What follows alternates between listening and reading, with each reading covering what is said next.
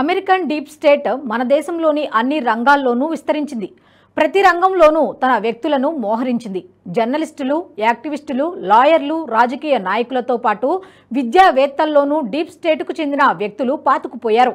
Soros నుంచి సొమ్ములు పొంది భారత్కు వ్యతిరేకంగా పనిచేయడమే వీరి ప్రధాన కర్తవ్యం. విద్యావేత్తలుగా ఉన్న వీళ్లు భారత్పై ఇక్కడి ప్రజల్లో వ్యతిరేకతను నూరిపోస్తున్నారు. వీరికి కాంగ్రెస్ పార్టీ వంతపాడుతోంది. ఆ పార్టీ అగ్రనేతలు అండగా నిలుస్తున్నారు. అయితే భారత్లో విద్యావేత్తలను సొరోస్ ఎలా తనకు అనుకూలంగా మలుచుకున్నాడు, ఎలా ఫండింగ్ చేస్తున్నాడు, ఈ వీడియోలో తెలుసుకుందాం. అంతకంటే ముందుగా జాతీయవాద జర్నలిజంలో తనదైన ముద్ర వేసిన నేషనలిస్ట్ హబ్ ఇప్పుడు NH ప్రైమ్ పేరుతో OTT రూపంలో కూడా మీకు ఎక్స్క్లూజివ్ కంటెంట్ అందిస్తోంది. ఇప్పుడే www.nhprime.in వెబ్సైట్లోకి లాగిన్ అయ్యి సబ్స్క్రిప్షన్ తీసుకోండి. జాతీయవాద జర్నలిజాన్ని ప్రోత్సహించండి. విద్యావేత్తలను కొనుక్కోవడానికి అమెరికా, యూరప్ దేశాల్లోని ప్రముఖ యూనివర్సిటీలకు జార్జ్ సొరోస్ తన సంస్థల ద్వారా మిలియన్ల కొద్దీ డబ్బును కుమ్మరిస్తూ వచ్చాడు. సెంట్రల్ యూరోపియన్ యూనివర్సిటీకి 1991లోనే $250 మిలియన్ డబ్బును కుమ్మరించాడంటే విద్యావేత్తలను ఎలా కొనుక్కున్నాడో అర్థమవుతోంది. అప్పటి నుంచి ఇప్పటి వరకు అగ్ర దేశాల్లోని ప్రముఖ యూనివర్సిటీలకు నిధులను విడుదల చేస్తూ వచ్చిన సొరోస్ 2020లో global network to transform higher education పేరిట ఓ నెట్వర్క్ ను ఏర్పాటు చేశాడు. ఈ నెట్వర్క్ ద్వారా ఎంపిక చేసిన విద్యావేత్తలను తనకు అనుకూలంగా మలుచుకున్నాడు సొరోస్. అందుకు వారికి మిలియన్ల కొద్దీ డాలర్లను కుమ్మరిస్తూ వచ్చాడు. అలా సొరోస్ ఫ్యాక్టరీ నుంచి పుట్టుకొచ్చిన ఒకానొక విద్యావేత్త Mukulika Banerjee London School of Economics యూనివర్సిటీలో ఆంథ్రోపాలజీ ప్రొఫెసర్గా పనిచేస్తున్నారు. అక్కడ పనిచేస్తున్న సమయంలోనే సొరోస్ ఏర్పాటు చేసిన సంస్థలో భాగస్వాములుగా మారారని తెలుస్తోంది. ఈమె డీప్ స్టేట్ ఎంచుకోవడానికి కూడా ఓ కారణం ఉంది. కాంగ్రెస్ అనుకూల సెఫాలజిస్ట్ యోగేంద్ర యాదవ్కు ముకుళికా బెనర్జీకి బంధుత్వం ఉంది. గతంలో అనేక సార్లు యోగేంద్ర యాదవ్ సొరోస్కు అనుకూలంగా వ్యవహరించారు.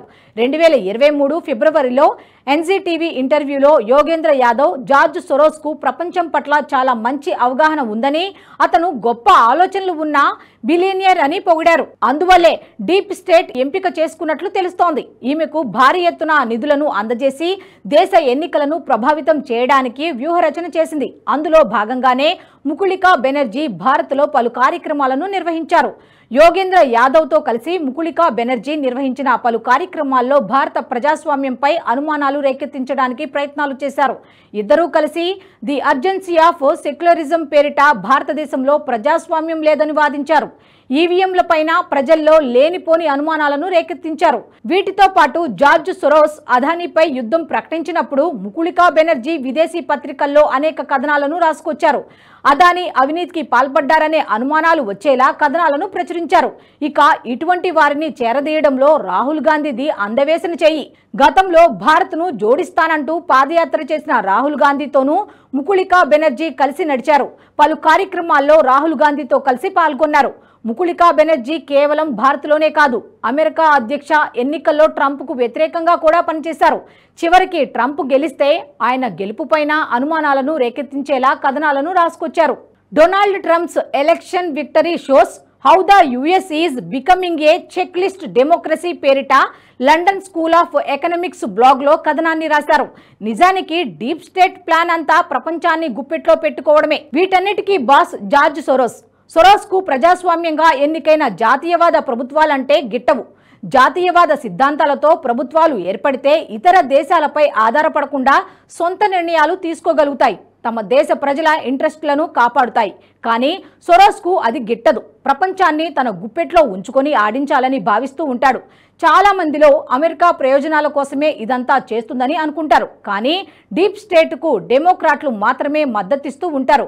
ట్రంప్కు డీప్ స్టేట్ అంటే నచ్చదు. అందుకే ట్రంప్ను ఓడించడానికి ఎన్నికల్లో విశ్వ ప్రయత్నాలు చేసింది, కానీ విఫలమైంది. దీంతో ట్రంప్ తాను అధికారంలోకి రాగానే డీప్ స్టేట్ను అంతం చేస్తానని ప్రకటిస్తున్నారు. డీప్ స్టేట్ ప్రపంచాన్ని తన గుప్పెట్లో ఉంచుకోవాలని ఎందుకు అనుకుంటుందన్న విషయాన్ని తెలుసుకునే ముందు ప్రజాస్వామ్య ప్రభుత్వాలను పడగొట్టేందుకు ఎలా ప్రయత్నిస్తుందో తెలుసుకుందాం. డీప్ స్టేట్ భావజాలానికి లెఫ్టిస్ట్ ప్రభుత్వాలు కాస్తంత అనుకూలంగా ఉంటాయి. మన దేశంలో కాంగ్రెస్ది కూడా లెఫ్టిస్టుల ఆలోచనే కాబట్టి అటువంటి పార్టీలను ఎంకరేజ్ చేస్తుంది.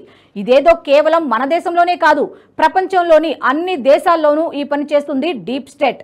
బంగ్లాదేశ్ అంశాన్ని మనం చూస్తూనే ఉన్నాం. అక్కడ గతంలో ప్రధానిగా ఉన్న షేక్ హసీనా డీప్ స్టేట్ ఆలోచనలకు వ్యతిరేకంగా పనిచేశారు.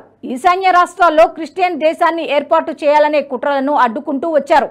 బంగ్లాదేశ్ తీరంలోని సెయింట్ మార్టిన్ ఐలాండ్ను అమెరికా హస్తగతం చేసుకోవడం ద్వారా ఈ దేశాన్ని ఏర్పాటు చేయాలని భావించగా అందుకు హసీనా ససేమిరా ఒప్పుకోలేదు. దీంతో అక్కడి ప్రభుత్వాన్ని కూల్చివేసింది. ఇందులో డీప్ స్టేట్ ప్రతినిధులు కీలకంగా ఉన్నారు. షేక్ హసీనా గద్దె దిగిన తర్వాత తమ వ్యక్తి మహమ్మద్ యూనస్ను ప్రభుత్వ అధినేతగా ఎన్నుకుంది. తద్వారా బంగ్లాదేశ్లో పరోక్షంగా డీప్ స్టేట్ పాలన సాగిస్తోంది. కేవలం ప్రభుత్వాలను కూల్చడమే కాదు, ఇతర దేశాల ఎన్నికల్లో జోక్యం చేసుకోవడం నుంచి ఓకు కల్చర్, ఫెమినిజం పేరిట కుటుంబ వ్యవస్థలను కూల్చడం వంటి చర్యలకు డీప్ స్టేట్ పాల్పడుతుంది. కుటుంబ వ్యవస్థలో డిపెండెన్స్ ఉంటుంది, సాంప్రదాయాలకు సంబంధించిన కట్టుబాట్లు ఉంటాయి. అదే ఫెమినిజం. ఓకిజం పేరిట ఇండిపెండెంట్ గా నివసిస్తే వారిని కంట్రోల్ చేయడం చాలా సులువు. జార్జ్ సోరోస్కు ప్రపంచాన్ని కంట్రోల్ చేయాలనే కోరిక ఉంది. తద్వారా తన కంపెనీలకు లాభాలను తీసుకురావాలని భావిస్తూ ఉంటాడు. అందులో భాగంగానే ప్రపంచంపై ఆధిపత్యం కోసం బిలియన్ల కొద్దీ డాలర్లను వెచ్చిస్తూ ఉంటాడు. అయితే ఈ డీప్ స్టేట్ను చాలా ప్రభుత్వాలు అడ్డుకోగలుగుతున్నాయి. భారత్లో మోదీని గద్దె దింపడానికి కూడా దశాబ్ద కాలంగా ప్రయత్నాలు చేస్తున్నప్పటికీ అది వీలు కావడం లేదు. వీళ్ళు ఎన్ని కుట్రలు చేసినా ప్రజలు మోదీకి అండగా నిలవడం వల్లే వీరి ఆటలు సాగడం లేదు. చూడాలి మరి భవిష్యత్తులో ఏం జరుగుతుందో. ఈ వీడియో మీకు నచ్చినట్టయితే లైక్ చేయండి, 10 మందికి షేర్ చేయండి. అలాగే కామెంట్ల రూపంలో మీ అభిప్రాయాలను మాతో పంచుకోండి. Nationalist hub group of channels ను సబ్స్క్రైబ్ చేసుకుని తెలుగునాట జాతీయవాద జర్నలిజాన్ని ప్రోత్సహించండి. ఈ వీడియో కింద ఉన్న బెల్ ఐకాన్ పై క్లిక్ చేయడం మర్చిపోవద్దు.